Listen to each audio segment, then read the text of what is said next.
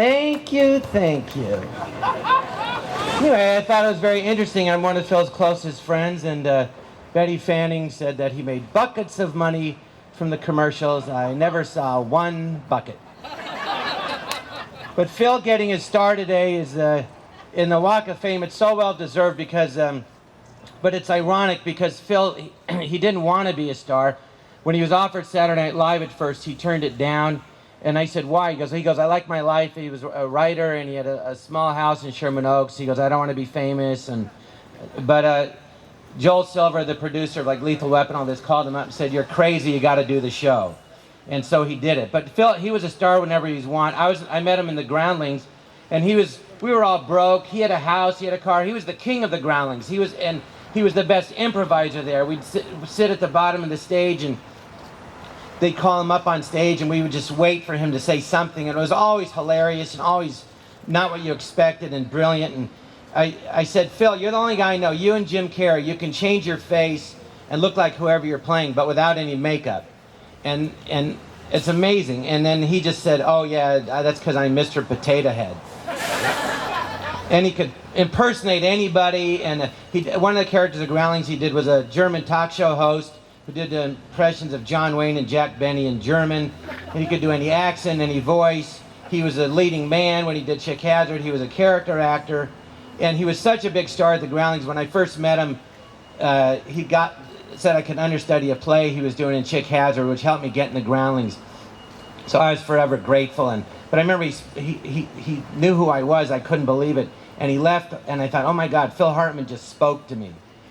And my second year on SNL, Lorne Michaels said, well, who they wanted new people. They go, who do you work well with? So I said, well, if you think I'm good, I go, you'll love Phil. He's a genius.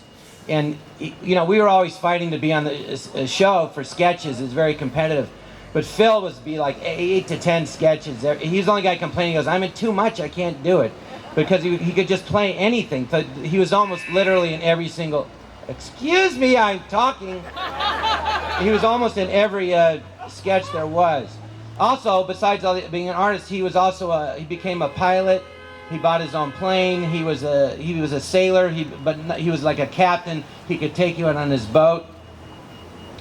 And the funniest thing about him was if he was into surfing. He was a surfer when he was younger. So if he surfed, he was just a natural actor. He never had training, but he would just become a surfer and start going, hey man, what's going on? Just out of the blue. And then I flew with him a couple of times, and it was like he transformed into like he was like flying with a pilot from United Airlines that had been there for 20 years. He just became whatever he was doing. And the nicest guy in the world, and he was like my big brother I always wanted, and he got me into golf and cars, and because you got to get into golf and boats and flying. But of course, I have someone captain my boat, and I have the airlines fly me. But he did it all himself. And also, you should know, at the Hollywood Bowl, they're going to do a Simpsons show a couple weeks of all the music from The Simpsons. And I know at least 2 of the songs. I'm doing one, and Conan O'Brien's doing one. But they're both songs. They're honoring Phil that he sang on The Simpsons. And that's why they picked Phil.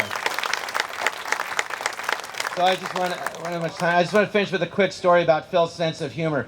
So one time on SNL, we were doing it was Frankenstein.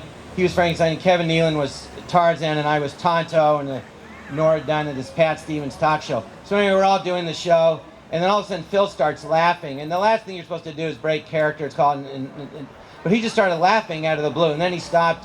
And then about 10 seconds later, he started laughing again, just lost it. And we're all like hysterically laughing. And that was the end of the sketch. We just couldn't stop. It was just done. And I don't know what happened. So after the sketch, I said, Phil, what happened? What was so funny? Why were you laughing?